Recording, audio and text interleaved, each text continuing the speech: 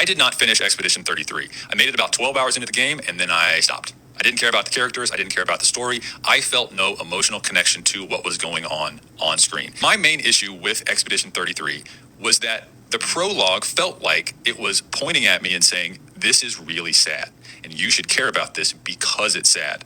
Because sadness exists, you should be sad. Like, okay, who are these people? If you compare Expedition 33 to a game like The Last of Us, The Last of Us Part 1 is a game that I think sets up emotional devastation in a much better way. You get time with Joel and his daughter, and when Joel's daughter dies, you have had just enough time with them as people and seeing their relationship to appreciate how devastating death is. This is how you know some people are just disingenuous with their takes. Sarah dies in the first 15 to 20 minutes of The Last of Us. Tell me how that's enough time for you to connect to her as a character, connect to their bond as father and daughter, and connect to Joel, and you just know who he is. But then Expedition 33 didn't do it properly. Which, he can hate Expedition 33, doesn't matter. But I found it incredibly hilarious that the basis of his whole argument as to why this game is bad and how it did a horrible job on making you feel things and portraying emotion, he used The Last of Us, which literally has the same story structure. Both games start out with an emotional gut punch, a shock factor